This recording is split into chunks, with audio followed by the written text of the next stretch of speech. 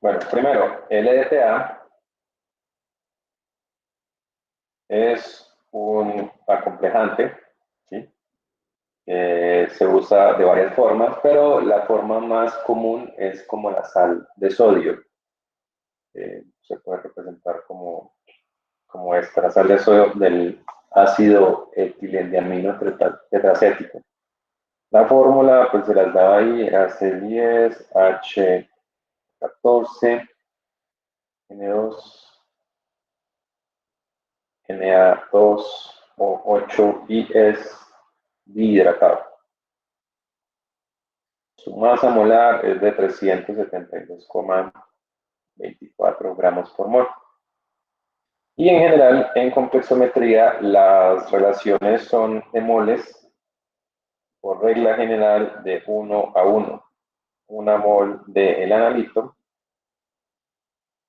se combina con una mol del acomplejante.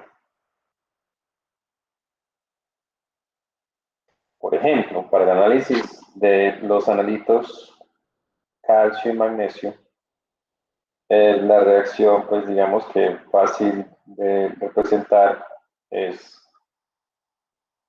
esta, que forma un complejo así. Y esto también es importante, que cada vez que se combina con una mol de DTA, se liberan 2 moles de ácido. La formación del complejo tiene que ver con varias condiciones de reacción, pero la condición de reacción más importante es el pH. Es necesario que el pH esté controlado para que se forme un complejo determinado. Ahorita vamos a hablar de eso. Bueno, entonces como la reacción es de 1 a 1, una mol de enalito reacciona con una mol de acomplejante, por eso es que es más fácil utilizar molaridad en lugar de normalidad. Pues de hecho, el número de equivalentes por mol sería 1, o sea que daría lo mismo. Y pues el ejercicio pedía calcular el EDTA para preparar una solución 0,125 moles por litro. El volumen que se iba a preparar era de 100 mililitros por punto 1. Y teníamos la masa molar de LDTA que era de 372,24 gramos por cada mol. Vamos a dar algo como, a ver, 4,6764 gramos. Pero la forma en la que puedo limitar ahora el número de decimales, pues facilita mucho las cosas, porque usted no puede meter ni más ni menos de los que les pido. Entonces eso hace que la calificación automática sea muy fácil. Bueno, como segunda pregunta tengo acá, ¿a qué pH se hace el análisis de calcio? Respuesta. ¿Esto a qué pH ocurre?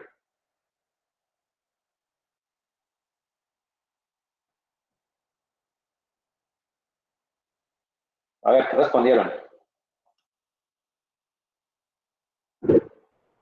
A pH 12. Sí, pero 12. resulta que también ocurre a pH 10. Y eso es algo que vamos a discutir ahorita. Para el caso de el magnesio con EDTA, este pH sí tiene que ser de ¿cuánto? ¿Recuerdan cuánto? 10, ¿no? Para el magnesio sí es 10. Baja y en el calcio pusimos 10. ¿Cómo? Y si en el calcio pusimos 10. Está bien. Cualquiera de los dos es válido para el calcio, 12 o 10. Ah, bueno. Porque el complejo se forma con los dos, a los dos pHs. Y de hecho eso es lo que nos va a permitir hacer análisis de calcio y de magnesio. No es que el magnesio reaccione a pH 10 y el calcio a pH 12. No, lo que sucede es que a pH 12 reacciona el calcio, pero no el magnesio. Y a pH 10 reaccionan los dos. Entonces, Ese hecho es importante para determinar la dureza debida a cada uno, que es un término que se usa para cuantificar los iones pesados como calcio. Bueno, pesados no, los iones que proporcionan dureza, hablaremos de eso más adelante. Pero sí, entonces en general, a ver, podría decir que a pH 10, tanto el magnesio como el calcio forman el complejo con el EDTA, los dos. Pero a pH 12, el único que reacciona de los dos es el calcio. La principal razón es porque el complejo es más estable a pH 12 para el calcio, pero la otra razón es que el magnesio está combinado con el hidróxido a pH 12 y precipita, o sea que este no reacciona. ¿Sí? O sea que las otras dos preguntas que eran ¿a qué pH se hace el análisis de calcio? Pueden haber puesto 10 o 12, válido. ¿A qué pH se hace el análisis de magnesio? Ese sí solo metía 10. Bueno. La que sigue, ¿con qué reactivo se realiza la disolución de la muestra de cemento? ¿Con cuál de todos esos era el que se hacía? Era con un ácido, ¿no? Y la razón está en que los metales alcalinos en los minerales usualmente están formando óxidos.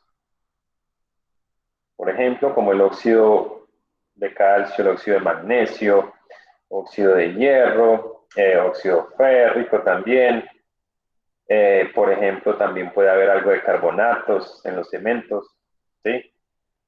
Esto, bueno, lo que sea. Entonces, el ataque con ácido clorhídrico lo que origina son los respectivos cloruros. Entonces, de calcio, esto generaría el cloruro de calcio. De magnesio generaría el cloruro de magnesio. Del óxido férrico, pues el respectivo óxido, perdón, ferroso. Del férrico, pues el cloruro férrico. Y los carbonatos, pues darían también esto, pero adicionalmente CO2 y agua, ¿no? Por eso es posible ver desprendimiento de gases de la reacción, porque los carbonatos, pues en medio ácido, ustedes saben que se pueden neutralizar hasta formar, ¿qué pasó por acá? Hasta formar los ácidos. Y el ácido carbónico se descompone en CO2 y en agua. Entonces, ese era el reactivo, ácido clorhídrico. Los demás reactivos eran simplemente para comenzar a quitar pues interferencias o la filtración. Ayer me preguntaba Valentina sobre la gelatina, ¿sí? Que se usa para esa, como ayudante de esa filtración o la precipitación. Bueno, el siguiente, el indicador. Y aquí vamos a hablar rápidamente de los indicadores que se usan en complexometría.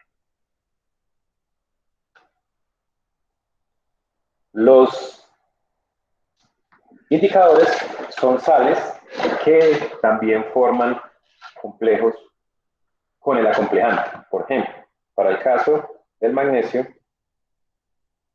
el indicador más usado se conoce como negro de eriocromo T.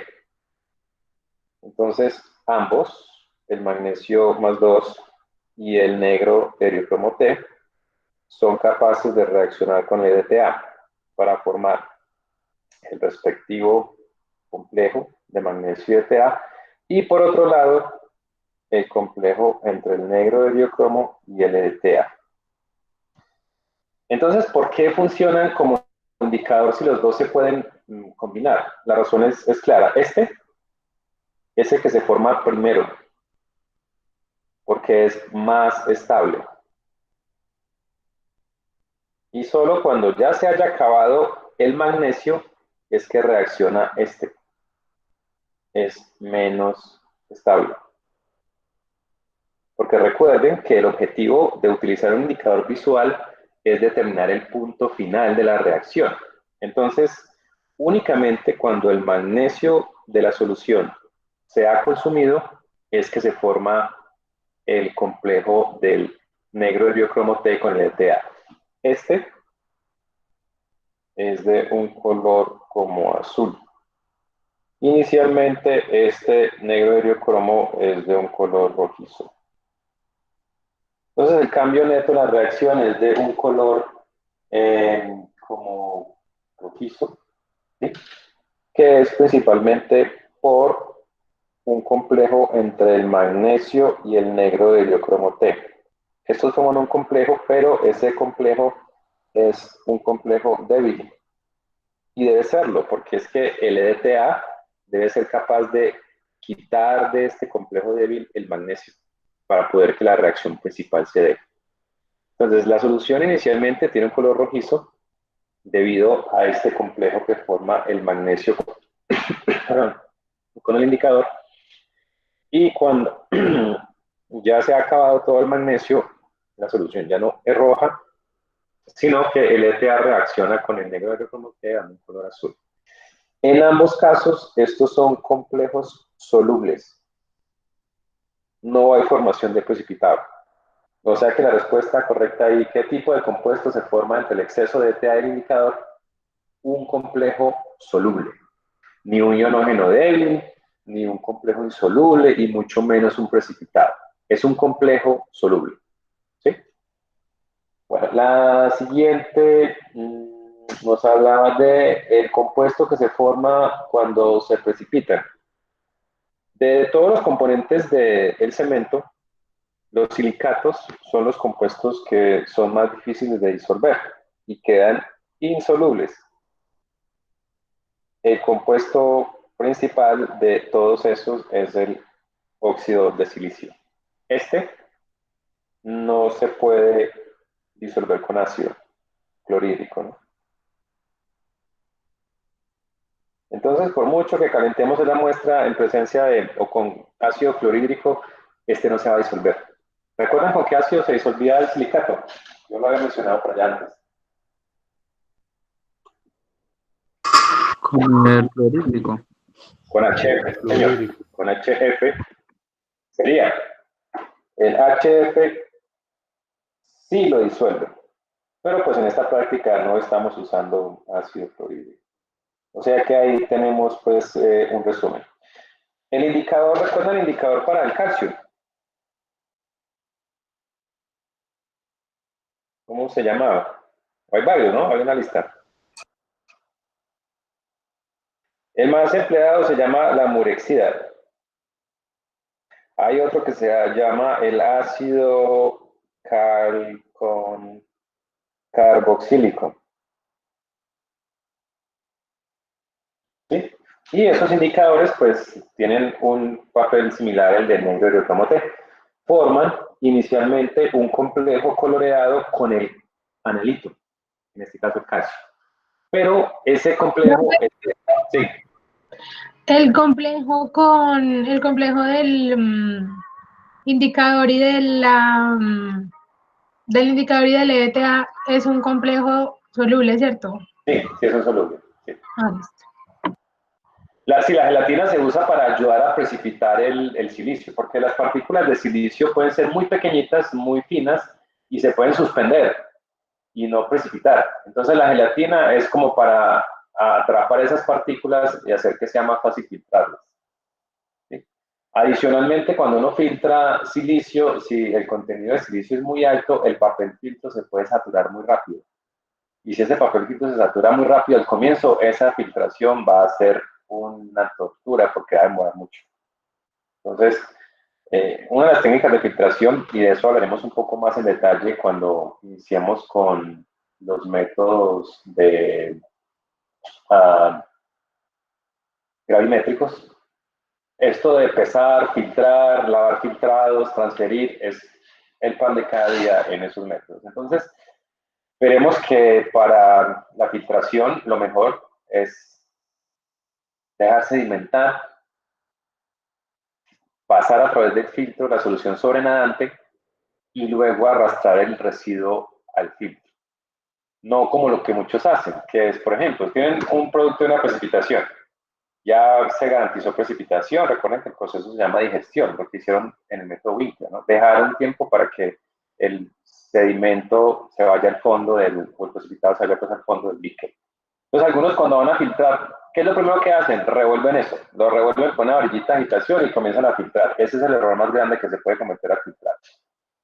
porque pues el filtro se va a saturar muy rápido y entonces vamos a tener que pasar un volumen grande a través de un filtro que ya está saturado, que los poros se han tapado por el sólido que ya se retuvo. Entonces la mejor técnica para filtrar es dejar que se sedimente el precipitado, pasar el sobrenadante a través del medio de filtración y luego arrastrarlo con un poco de agua a través del filtro para que no se sature rápidamente. Entonces, espero que cuando estemos en el laboratorio esta tarde lo recuerden. ¿Sí? Va a ser muy importante para el laboratorio esta tarde, que primero filtren lo de encima y luego el residuo. ¿Está claro, Valentina? Sí, profe, sí, profe. Listo, porque si no, a las 6 de la tarde no han terminado de filtrar. Bueno, entonces, el indicador para el calcio es la murexida o el ácido calcón carboxílico. ¿Sí? Esos dos. Y pues creo que con eso ya cubrimos lo del quiz. Ya está todo. Pues es todo fácil, ¿o no? Fue por el Día de la Madre, entonces ahí me regalé. Profe, Sí. yo tengo una pregunta. ¿Será que puedo mirar el chat? Ah, el chat. Sí, aquí estoy viendo el chat. A ver, está antes, ¿ok? Sí, aquí. Eh,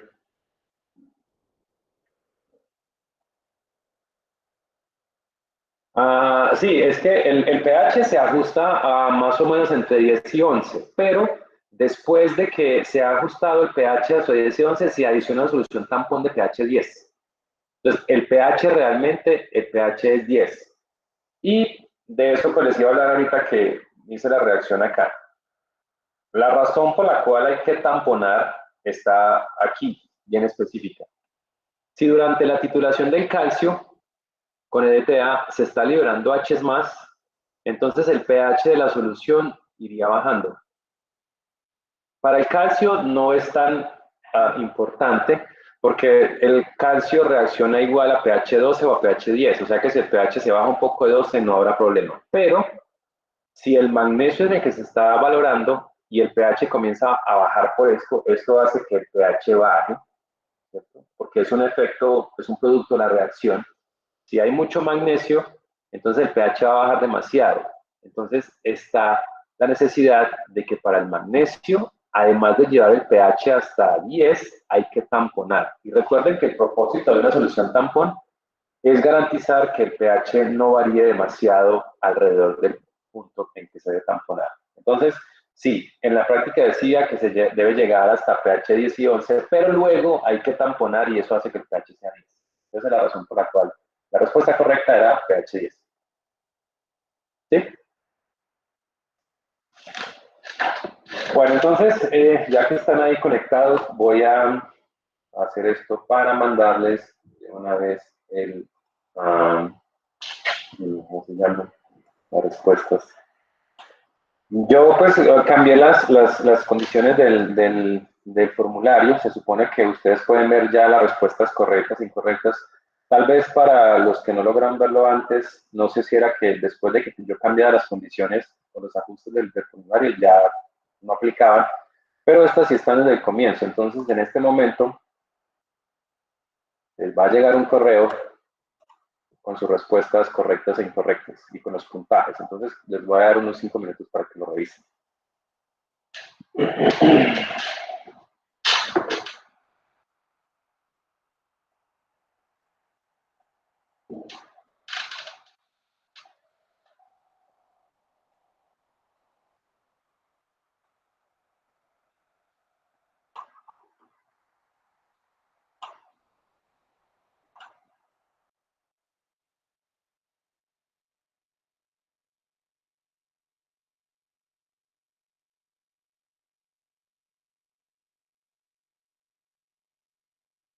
Profe, a mí me sale que necesito permiso para ver las respuestas y eso.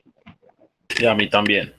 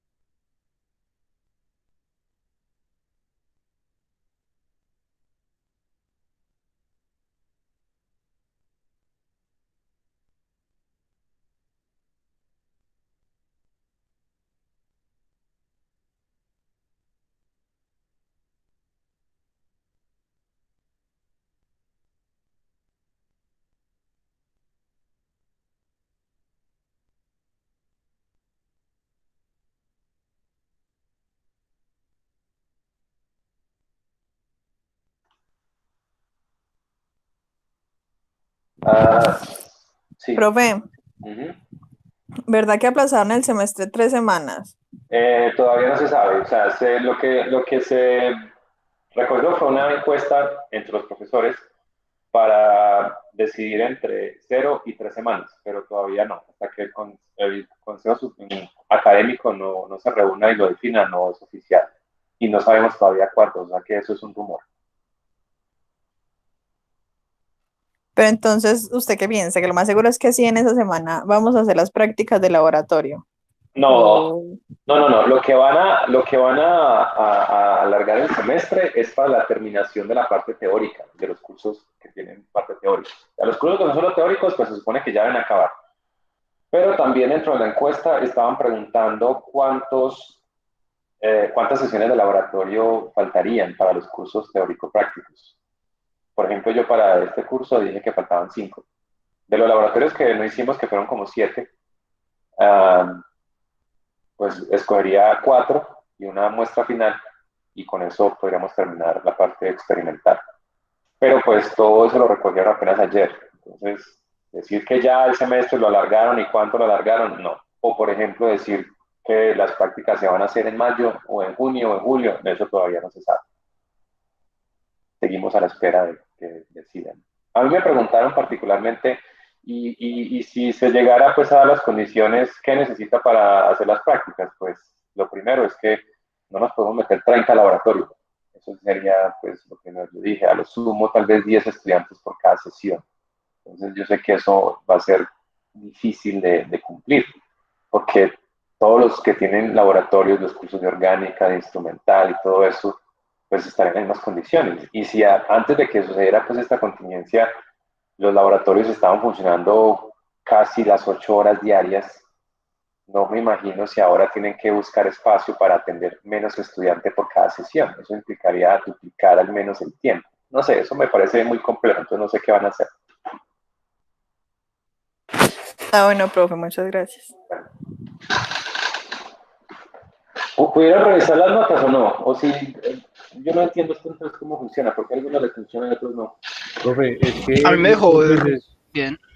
es por el correo que uno utiliza, digamos, pues si lo tiene, digamos, si uno tiene un correo personal abierto en el celular, usted con ese correo no puede verlo, debe tener el de la universidad, porque a mí me pasaba lo mismo y pido un permiso. No, mira que yo entré con el de la universidad en el computador y me dice que necesito permiso para ver el documento. Sí, a mí me pasa igual, yo tengo el de la universidad y me dice que necesito permiso. Pero lo están viendo desde el celular. Desde las dos partes lo abrí y ninguna me abre, ni el celular ni en el computador.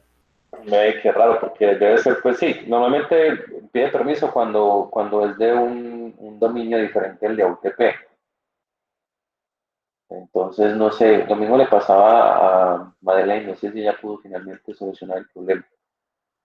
Pero sí, yo lo que hago es meter las respuestas correctas, incluso pues yo también he hecho el ejercicio y sí me deja ver el formulario, pero entonces, no sé. ¿Qué?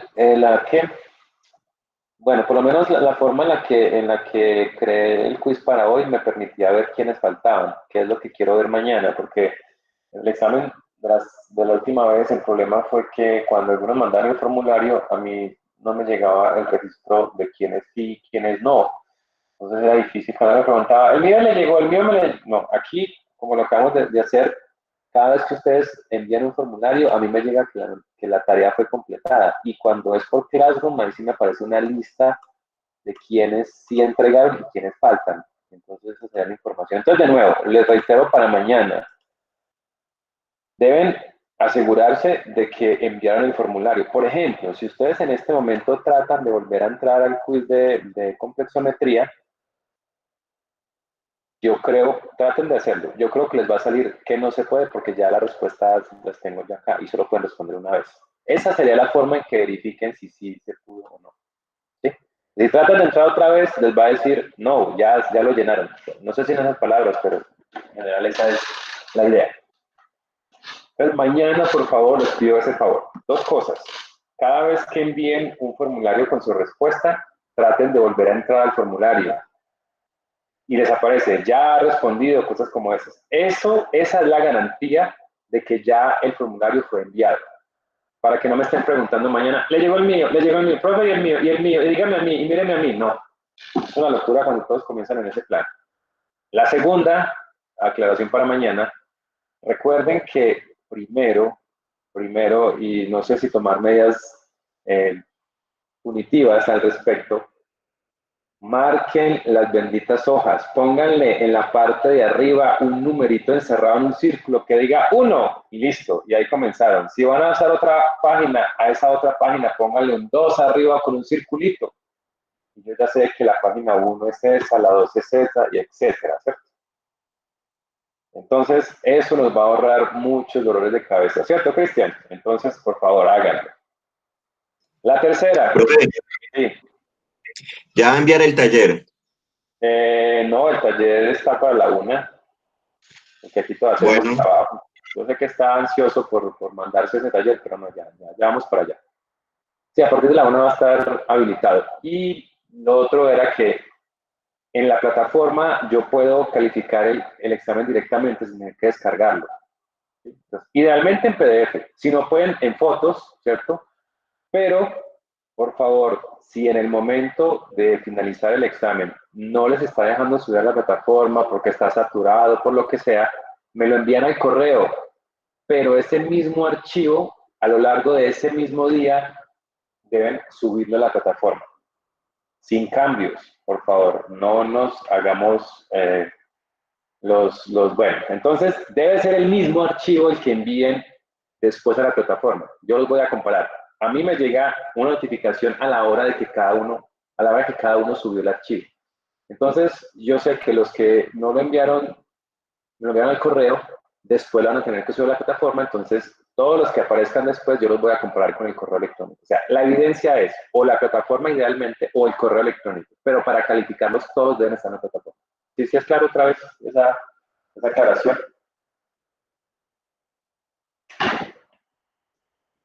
Sí, profe. Listo.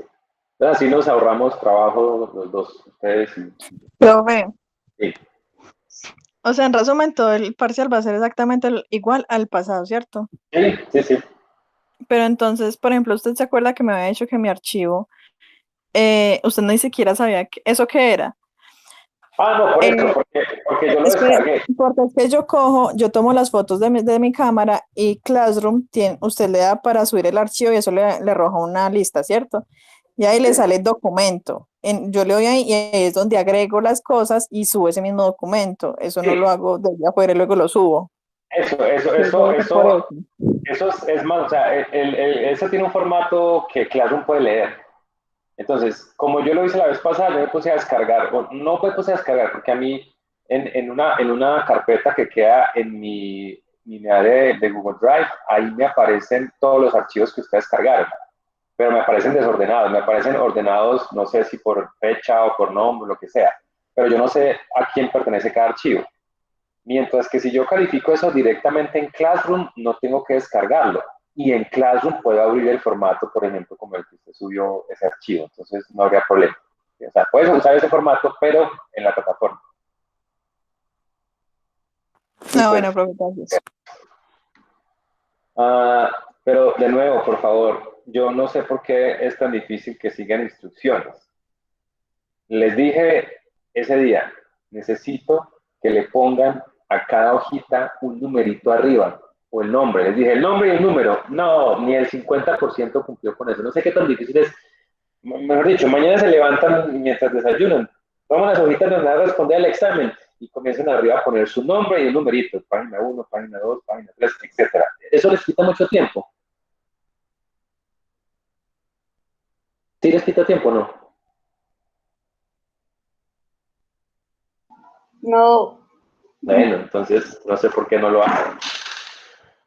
Y entonces nos vamos a ahorrar tiempos en aclaraciones. Es que la primera hoja es la número atrás, la pregunta 1 está en la página 4 que va después de la 8 y no, eso es una locura. Entonces, por favor, evitemos ese tipo de inconvenientes, porque eso hace que la labor se complique un poco. Bien, entonces, hablando de las prácticas de esta tarde, En la práctica 16, creo que es la 16, ¿cierto? Si es la 16, arranca la 16. A ver, yo vuelvo otra vez a mirar acá cómo estamos en eso. En la práctica 16, básicamente lo que se va a hacer es, no, en la 15, en la práctica 15. En la práctica 15 se va a preparar la solución de ETA, o sea, es la preparación del valorante. Esa preparación del valorante se puede hacer de dos formas, o por el método directo o por el método indirecto. A ver, digamos, por facilidad, se puede considerar que el EDTA, sobre todo el sódico, sí es un patrón primario. Aunque a veces pues, se podría considerar que no. Pero nosotros lo vamos a considerar como un patrón primario. Eso implica que la solución se prepara por el método directo. Es decir, preparamos una solución simplemente disolviendo una masa en un volumen determinado. Ya. Sí. Una pregunta, por ejemplo, si yo tengo el EDTA hidratado, pues no sería un factor primario. Un patrón. Bueno, recuerden que los hidratos, algunos hidratos pueden ser patrones primarios siempre y cuando se calienten, esa agua de hidratación no se pierda. Eso es lo que se conoce como eflorescente. Son compuestos que pierden agua de hidratación cuando se calientan. El EDTA no. O sea que no importa que tenga esas dos aguas de hidratación. Se puede secar sin que cambie su composición. Normalmente para quitar el agua de hidratación necesitamos una temperatura más elevada, como unos 400 grados o más. Eso hablaremos también en detalle en la parte de gravimetría. ¿Sí? Entonces el ETA, aunque tenga agua, esa agua hace parte de su estructura, por lo tanto, si se seca, no va a dejar de tener dos aguas, ¿no? Porque el problema de los compuestos eflorescentes es que algunas moléculas tienen las 6 aguas, otras tienen 5, otras tienen 4, y entonces cuando vamos a usar la masa molar no sabemos cuántas aguas ponerle. Pero le decía así. Entonces vamos a usar el método directo. Este es el método que vamos a usar. Entonces, en los datos que yo les voy a dar, les voy a simplemente decir la masa de ETA y el volumen de solución que se preparó. Y con esos dos se puede calcular la molaridad de la solución. Trabajaremos en molaridad. Es muy sencillo, simplemente toman los gramos, los pasan a moles, utilizan la pureza si es que se da, y dividen por el volumen de solución y listo. Tenemos la concentración molar de esa solución. Esa solución se puede preparar también por el método indirecto. Entonces aquí yo quiero, a ver, hoy lo vamos a hacer por el método directo, pero ¿qué pasaría Profe, si usáramos el método indirecto? Sí. ¿reportamos en molaridad o en normalidad? En molaridad vamos a trabajar en complexometría. Y la razón es porque la relación es 1 a 1 con todos ellos. Entonces, supongamos que vamos a trabajar con el método indirecto. Recuerden que para el método indirecto necesitamos hacer una estandarización posterior, ¿no? Entonces, quiero proponerles el siguiente ejercicio. Supongamos que por el método indirecto yo preparé una solución que es 0,1 molar de EDTA, ¿no? Ahora quiero que ustedes propongan cómo hacer la estandarización. Primero, ¿cuál patrón usar para la estandarización? Recuerden que el patrón es algo que reaccione con el EDTA. Definamos eso. ¿Qué compuesto creen que se puede usar como patrón primario para estandarizar el EDTA? El oxalato no se puede. ¿Oxalato de qué? El sodio. No, el oxalato de sodio no tiene un catión que reaccione con el EDTA. Por ejemplo, un patrón de calcio sería, ¿no? El oxalato de calcio, el problema es que el oxalato de calcio es insoluble, entonces habría que como calentarlo o ponerle ácido, bueno. Bueno, entonces por acá decían que un patrón de calcio, sí, listo. ¿Qué compuesto de calcio puede ser un patrón primario?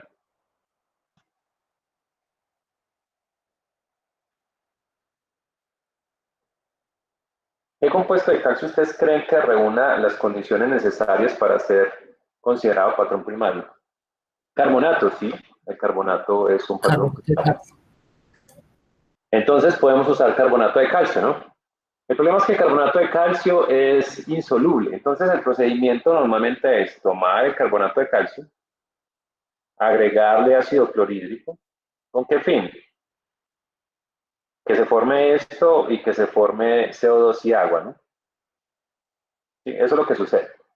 Luego se tiene que ajustar el pH, porque pues el ácido clorhídrico va a hacer que el pH baje, ¿no? Entonces pues lo que se hace es adicionar NaOH para llevarlo a un pH de 12 y listo. Estamos listos para comenzar a adicionar EPA, ¿no? Bueno, no tan listos porque nos falta el indicador, ¿no?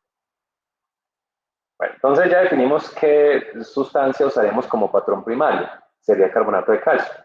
Haciendo pues esto previamente, ¿no? Tratándolo, pesando una cantidad, tratándolo con ácido clorhídrico para que pues, se disuelva y luego se alcaliniza hasta un pH de 12 con el indicador que se adiciona, se tituló y listo. Ahora, la pregunta es, ¿cuánto carbonato de calcio usarían? ¿Cuánto carbonato de calcio usarían para esa estandarización?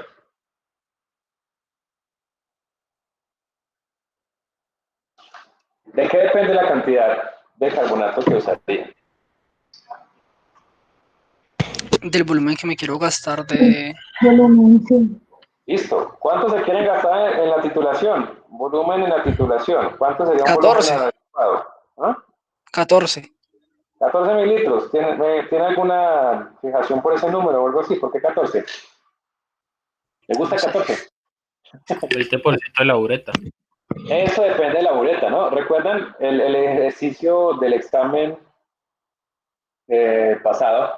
Que decía, me quiero gastar entre tal por ciento y tal por ciento de la bureta, ¿no? Entonces depende de la bureta. 14 está entre el 20 y el 80% de una bureta de 25, ¿sí? ¿Cierto? A ver, ¿cuánto es el 80%? Sí, 80% son 20 mililitros. Entonces, entre 5 y 20, si es el caso. Entonces, vamos a hacerlo así. Es decir, vamos a definir el rango de concentraciones o de masas más bien para que el volumen esté entre 5 mililitros y 20 mililitros, ¿no? Entonces vamos a calcular la masa para que se gaste 5 y vamos a calcular la masa para que se gaste 20, que eso fue lo mismo que hicimos o que yo les estaba planteando en el examen de neutralización. Dígame cuánta masa de esa harina debo medir para que se me gaste entre el 20% y el 80% de una bureta de este volumen. Y pues les cambié simplemente los porcentajes. Entonces hay que dar una masa inferior, que sería la masa necesaria para que se gasten solamente 5. Y pues la masa superior, está hablando de inferior y superior del rango, ¿no? Uno en un rango simplemente dice, el valor inferior es este, el valor superior es este. El rango es todo lo que esté constituido entre esos dos. Entonces, ahora el problema ya está un poco más direccionado. Lo que quiero es, díganme cuántos miligramos de carbonato de calcio necesito para que en la valoración de un EDTA, que es más o menos 0.1 molar, se gasten 5 mililitros. Yo voy a tomar la molestia de escribirlo mientras ustedes lo resuelven. ¿Cuántos gramos? ¿Se gasta en cuánto? 5, que es el primero, ¿no? SaCO3 se deben analizar. Vamos a usar. Vamos a poner usar. ¿Cuántos gramos de carbonato se deben usar en la estandarización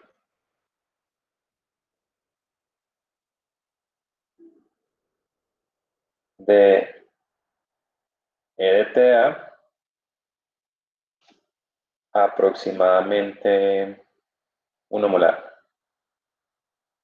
0.1, perdón. Aproximadamente 0.1 molar de manera que se gasten 5 mililitros del EDTA.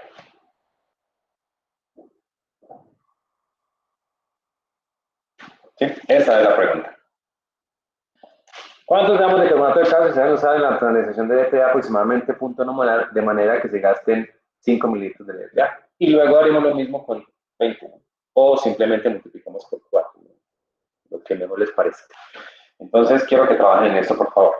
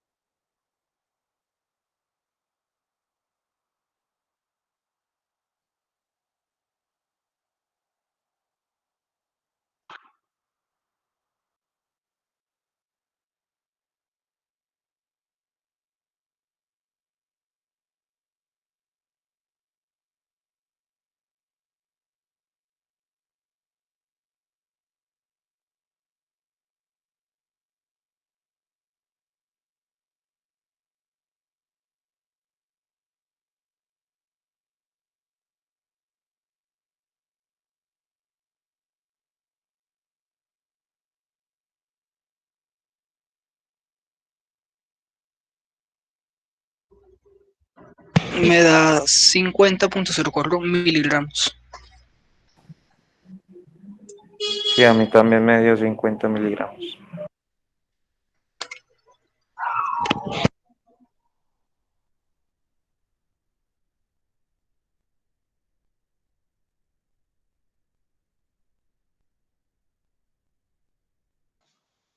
Concuerdo, 50 miligramos. 50 miligramos. Entonces la respuesta general fue 50 miligramos. Vamos a ver. Entonces, a ver, el EDTA es 0,1 moles por litro de EDTA, ¿no? Pero esto debería gastar 5 mililitros, ¿no? O sea, por 5 mililitros. Y eso nos da milimoles de EDTA. Y aquí está pues la clave de esto, ¿no? Aquí donde nosotros solíamos usar equivalentes. Ahora, ¿qué dice? Dice que una mol de EDTA reacciona con una mol de calcio.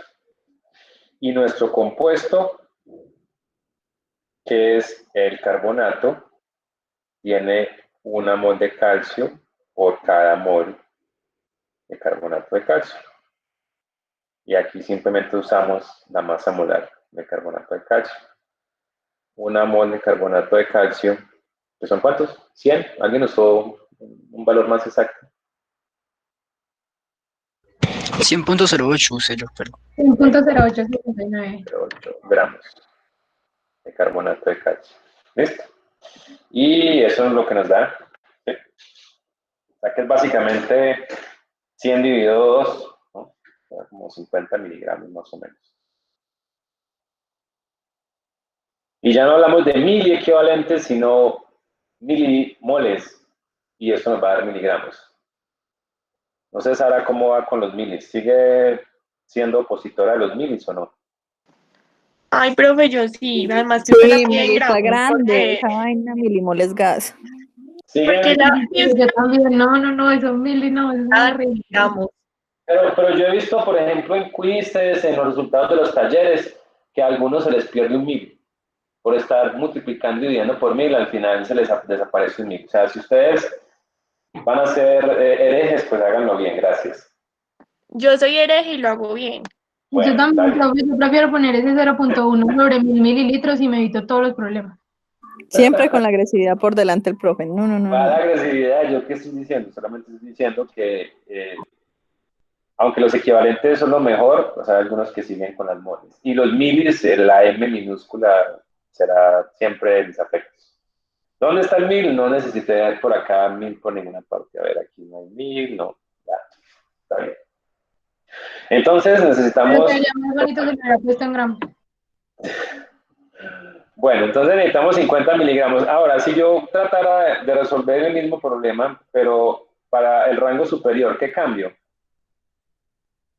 El volumen. el volumen ya no serán 5 sino 20, ¿no?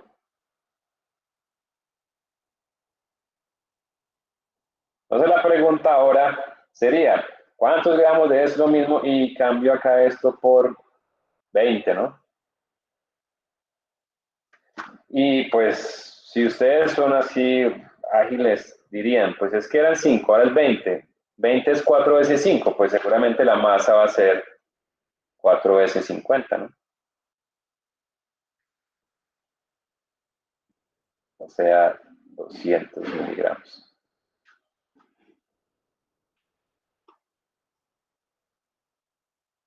¿Sí? Entonces, el rango sería para la valoración entre 50 miligramos y 200 miligramos de carbonato de calcio. Entonces, la guía diría, para estandarizar el EDTA preparado previamente, tome en un, ¿qué? En el Meyer, puede ser, entre 50 y 200 miligramos de carbonato de calcio. A continuación, adicione ácido clorhídrico y caliente, ¿no? Estamos desarrollando la guía. Hasta disolución completa. Luego adicione, no sé, 20 mililitros de agua, no importa cuánta. Y gota a gota hidróxido de sodio, no sé, 2 molar, hasta que el pH sea de 12. Luego adicione unas gotas del indicador Murexida y titule con el EDTA. Y registre el volumen y ya, repita con otras 2 porciones de carbonato de calcio.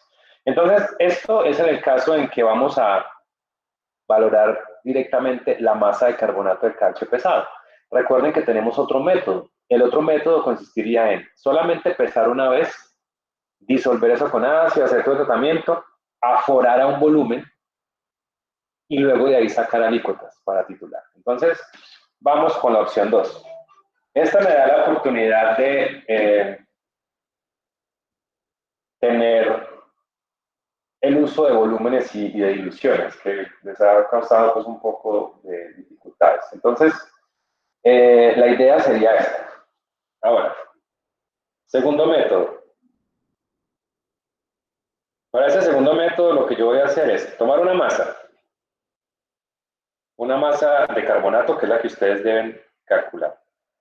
Luego lo voy a llevar a un volumen y voy a suponer que ese volumen es de, no sé, 250 mililitros. ¿Cierto?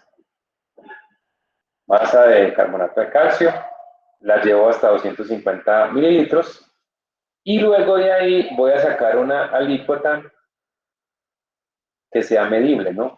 Digamos una alícuota de, 20 mililitros. Esto me permitiría hacerlo 3 veces 20. Entonces ahora yo quiero que ustedes me digan cuánta masa tomarían para hacer eso. Entonces es una masa que van a tomar, se hace todo el tratamiento una sola vez, se lleva un volumen de 250 y de ahí se sacan 20 para la valoración. De nuevo, yo quiero sacar cuánta masa para que al titular esta alícuota me gaste 5 mililitros de EDTA.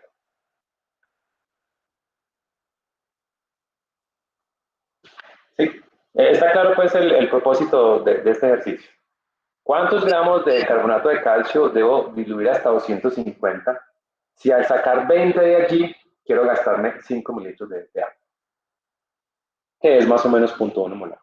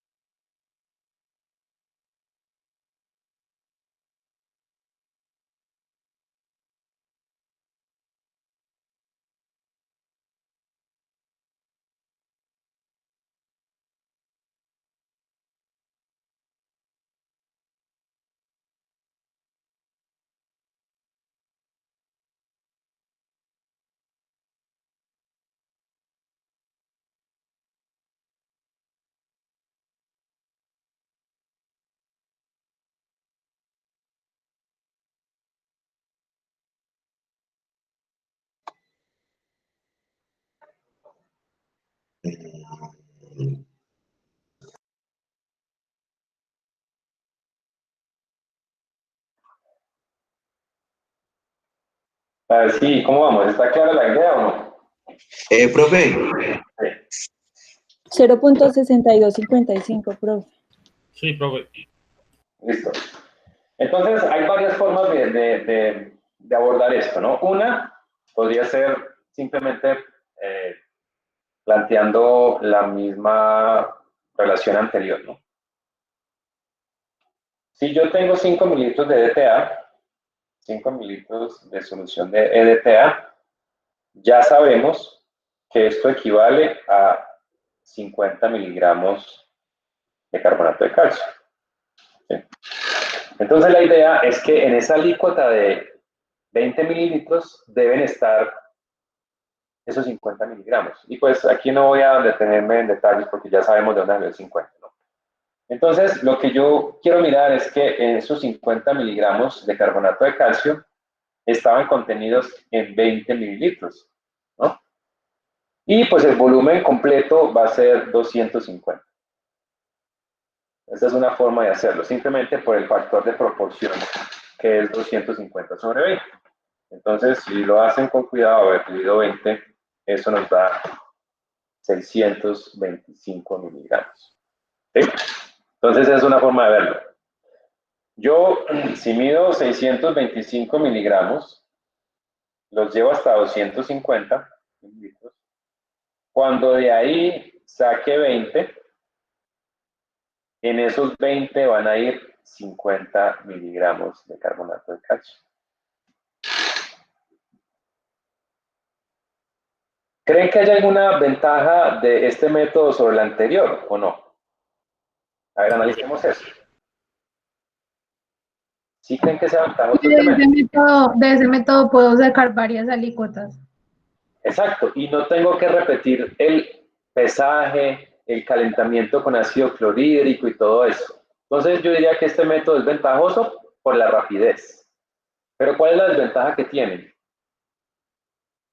¿Cuál creen que sea la desventaja? Que gasta mucho. Necesitamos más carbonato. Por ejemplo, si lo fuéramos a hacer en porciones individuales, sacaríamos 3 porciones de 50 miligramos, o sea que más o menos unos 150 a 200 miligramos necesitaríamos de carbonato de calcio. Pero si lo vamos a hacer de esta forma, estamos usando 625 y el resto seguramente no se va a usar.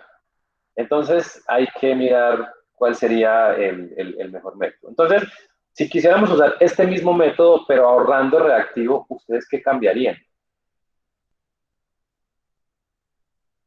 El volumen ¿Cuál volumen? de la primera disolución. O sea que en lugar de preparar 250, ¿cuánto prepararían?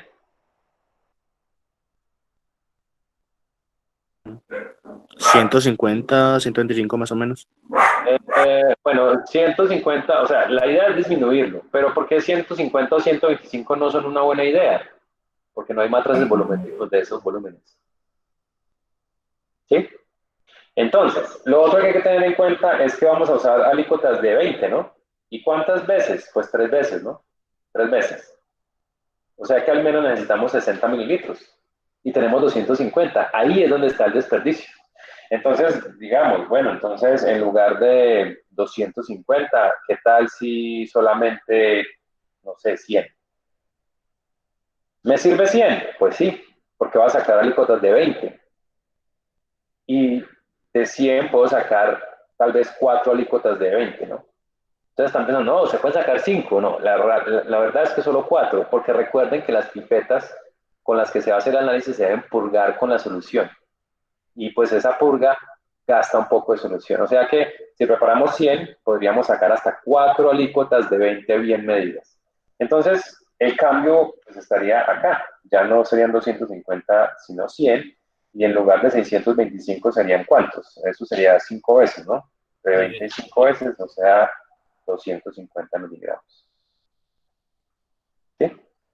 O sea que ahí tenemos menos desperdicio. Estamos ahorrando tiempo, pero al mismo tiempo estamos ahorrando el reactivo. Ya no se necesitan 625 miligramos, sino 250. Puede ser que ustedes en este punto dirían, pues es que no es lo mismo porque a mí en el almacén me dan los 250 o los 625 sin problema. Pero cuando ustedes estén allá en el mundo real, si algún día salimos, pues el problema va a ser que el jefe les va a decir, ustedes están gastando mucho reactivo y ese reactivo es caro y hay que ahorrar, etcétera, ¿no? Entonces, hay que tener en cuenta también el factor económico a la hora de planificar un análisis. Bien, entonces, esto era 2 métodos para estandarizar el EDTA si se preparara por el método indirecto. Sería tomar una masa de carbonato, valorarla directamente, o disolver una cantidad de carbonato una sola vez en un volumen conocido, aforando, ¿no? Y luego sacar alícuotas para la valoración. Entonces, esos serían los métodos para estandarizar. Ahora vamos por la práctica 16. La práctica 16 vamos a hacer análisis de, creo que es calcio, ¿no? Sí, calcio.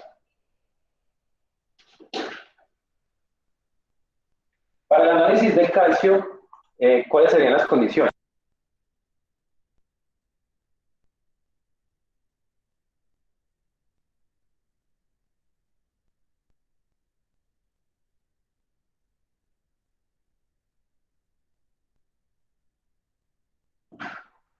¿Cuáles serían las condiciones para el análisis de calcio?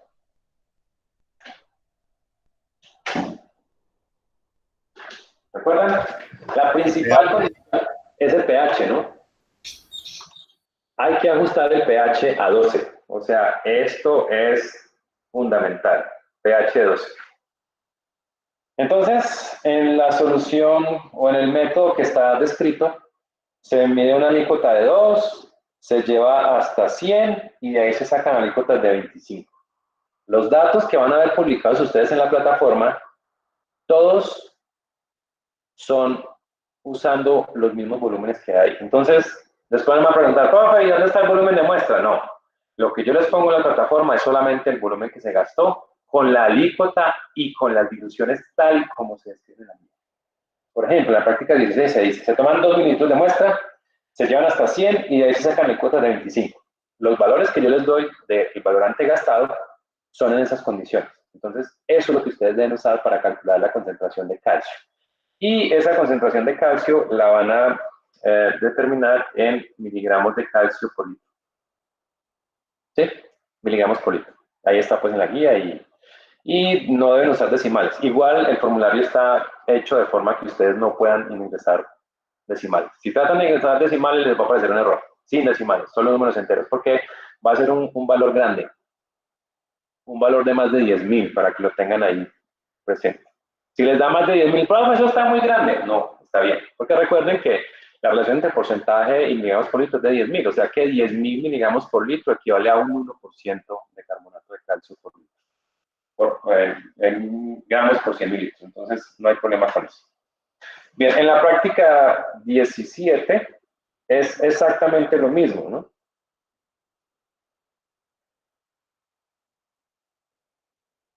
Pero para magnesio. El pH en este caso es de 10. Pero recuerden que si la solución tuviera también calcio, el volumen gastado sería el gastado en ambos, en el calcio y en el magnesio. Pero para la práctica 17 vamos a asumir que la muestra trae únicamente magnesio. ¿Sí? Y de nuevo, el porcentaje de magnesio o la concentración de magnesio la van a dar en miligramos de magnesio por litro, respetando todos los volúmenes y las instrucciones de diluciones tal y como está en la guía, que es igual a la de la 16, ¿no? Que se miden 2 mililitros, se llevan hasta 100 y de ahí se sacan alícuotas de 25 y se titula, ¿no?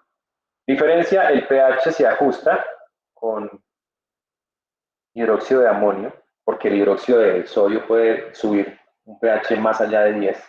El pH máximo que puede dar una solución concentrada de hidróxido de amonio está como alrededor de 11, no sube tanto. Y luego se hace el uso de una solución tampón. Aquí pues voy a aclarar algo bien importante a la hora de usar ajuste de pH. Cuando se va a hacer el ajuste de pH, primero se debe llevar al pH deseado. Y luego, solo luego, se adiciona la solución tampón. Porque hay unos genios del análisis de laboratorio que creen que se puede subir el pH a punta de solución tampón. ¿Por qué creen que no es muy recomendable este método? Imagínense que después de hacer la disolución de la muestra, el pH está, por ejemplo, en 3 y el tampón es de pH 10, ¿no? Y ustedes comienzan a agregar solución tampón hasta que el pH llegue a 10. ¿Creen que esto sea práctico? ¿Y por qué sí o por qué no? No, porque gastaría la solución tampón. Porque recuerden que el pH de la solución tampón es 10 cuando es puro solución tampón. Entonces, si ustedes están agregando, por ejemplo, la muestra eran 5 mililitros, tienen que agregarle por lo menos 50 más mililitros de solución tampón para llegar al pH a 10. Entonces, el procedimiento correcto siempre va a ser ajustar el pH hasta el pH deseado y luego utilizar la solución tampón. Porque si no, esto va a ser un problema grande. Si el ajuste se hace, como preguntaba ahorita Vanessa, ¿por qué dice la guía que entre 10 y 11? Porque si el pH, por ejemplo, se sube hasta 10,5, pues con solución tampón sí es posible que a la adición de la solución tampón el pH baje a 10. ¿Sí? Ahí sí, cuando es un rango bien estrecho. Bueno, y llegamos a la práctica 17, que es la práctica del análisis de cemento.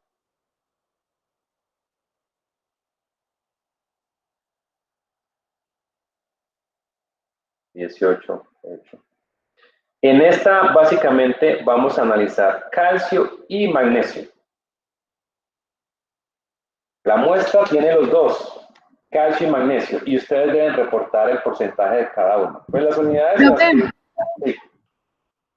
O sea que en la 16 y la 17 usted únicamente nos da un volumen y ya el resto es conforme a lo que describe la práctica. Sí, igualito. Y en la 18 yo les doy la masa de cemento, cuánto se gastó a pH 10 la titulación y cuánto se gastó a pH 12. Y con eso ustedes deben ser capaces de calcular el contenido de calcio y de magnesio. Entonces, nuevamente, ya lo había mencionado antes, a pH 10, el EDTA reacciona ¿con quién?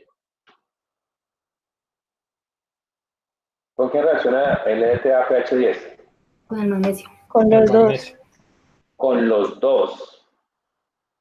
Los dos, y lo voy a subrayar acá. Es decir, que tanto el magnesio como el calcio reaccionan. Entonces, si queremos poner eso en términos de ecuaciones como las que ustedes tanto recuerdan, diríamos que las moles de EDTA serán iguales a las moles de magnesio más las moles de calcio.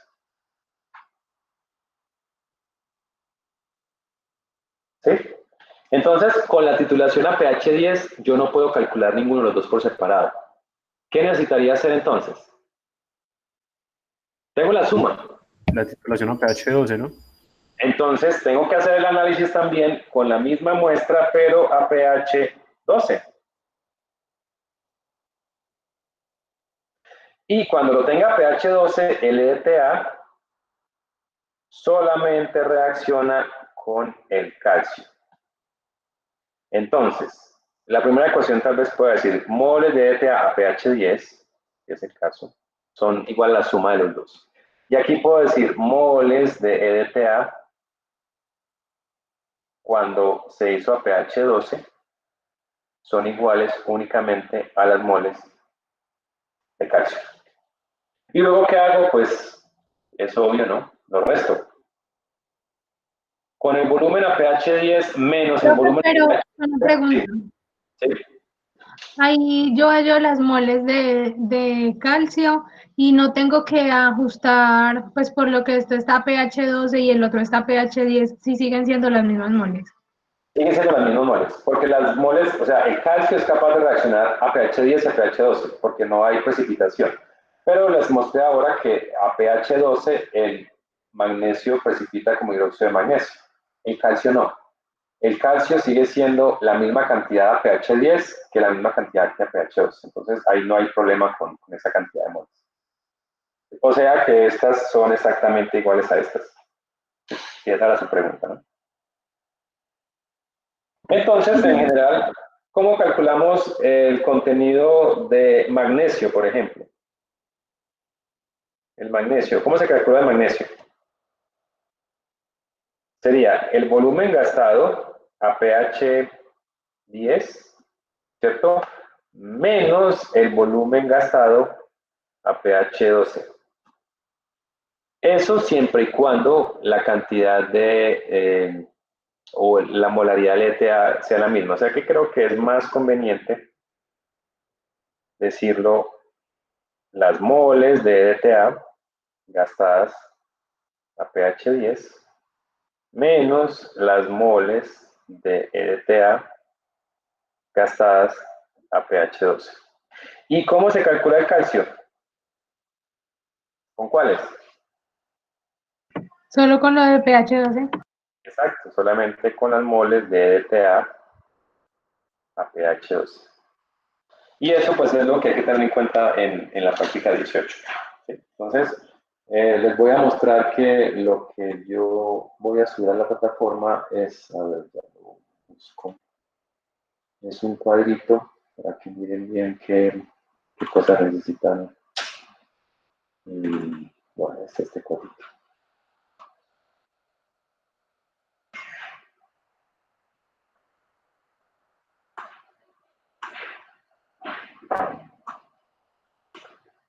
Bueno, entonces aquí está. En la práctica 15 les doy la masa de ETA y el volumen hasta que se llevó. Con esto deben ser capaces de calcular la molaridad. En la práctica 16 solamente les doy el volumen de EDTA gastado en los triplicados. Como se trata de valoraciones de alícuotas de volumen iguales, recuerden que se pueden promediar los volúmenes. Si se trataba de valoraciones individuales de masas diferentes, no se puede, ¿recuerdan? En la 17 es lo mismo, les doy el volumen de EDTA gastado para valorar la solución líquida en las condiciones tal y como se describen en la guía. En la práctica 18, la primera es la masa de cemento, de muestra. El primero es el volumen gastado de EDTA a pH 12 y el otro es el volumen de EDTA gastado a pH 10. Y aquí es bastante fácil de saber cuál se resta de cuál, ¿no? Pues el volumen a pH 10 debe ser mayor, como lo ven acá, porque se están titulando los dos, el calcio y el magnesio. Y acá en pH 12 solamente se valora el calcio. ¿Sí? Entonces estos son los datos que van a tener. Digamos la única cosa, no sé si llamarla rara o diferente, es que los porcentajes de estos dos no los van a dar en los elementos, sino en los óxidos. Entonces, ¿dónde está la diferencia? Lo mismo que pasaba cuando trabajamos con equivalentes, simplemente en la masa molar que se usa. Si estamos expresando el resultado en calcio, pues usamos 40 gramos por mol. Pero si estamos expresando el resultado en óxido de calcio, pues usamos 56 gramos por mol, que es lo que pesa 40 más 16. Y lo mismo para este. Este es 24 y 16, sería, en lugar de usar 24, usamos 40. ¿Sí? Entonces la diferencia está en la forma en que se expresa el resultado. Entonces, ¿qué preguntas tienen antes de que salgamos del aire?